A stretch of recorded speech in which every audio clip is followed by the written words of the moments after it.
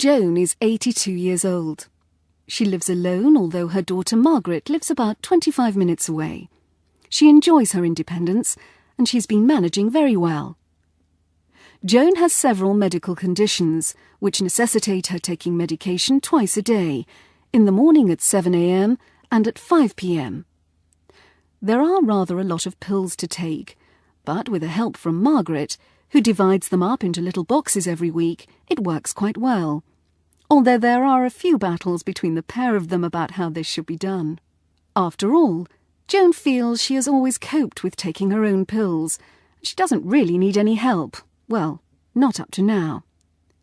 But in the last few weeks, she has started to worry a bit. Is she taking the right ones? Was it this box, or maybe that one? And sometimes she's not quite sure whether it's morning or evening. So she has started to phone Margaret to check a few times. Sometimes it's a bit difficult to remember what to do. Only last week, she dropped them all on the floor. But she was sure she managed to pick them all up. She wouldn't bother to tell Margaret. She would just get cross or fuss or something. Providing Joan keeps to her prescription, her medical problems are stable, and she still enjoys her garden and a little walk. Being at home is good, she thinks. Last week, she came in from the garden just before lunch and saw her pills on the table and thought, well, I better take them. I'm sure I haven't had them today. She had in fact already had her morning ones. After lunch, she had a little nap for an hour, but when she woke up at 3, she felt very confused. She was sure it must now be morning, and she'd better have her pills.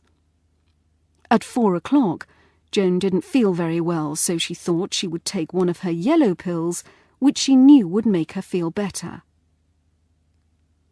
When she had her tea at 5, she remembered that she was supposed to take her pills then. So she did, with a nice cup of tea. When her daughter Margaret rang at 6, which she did every day, Joan said she really didn't feel very well. Margaret asked if she had taken her proper pills, and Joan said yes, and not to be so silly, of course. She had taken exactly what she was supposed to, and to stop being so bossy. At 9 p.m, Margaret rang her mum again. Joan really didn't feel very well, and she couldn't answer the phone. Joan had actually taken more than twice her daily medication within 9 hours. Margaret arrived to find Joan collapsed on the floor, and she was rushed off to hospital, where she stayed for 5 days until they managed to stabilise her condition.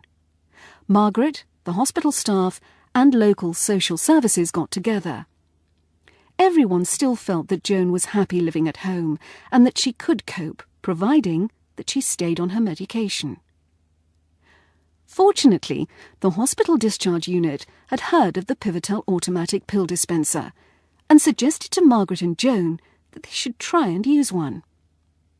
Back home, and after a couple of days, Joan soon got into the routine of using the dispenser, and morning and evening, when it rang, she picked it up and tipped out her pills.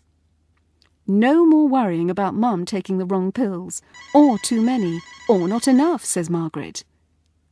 I seem to be able to manage so much better now, says Joan. Of course I did before. It was Margaret. She just fussed.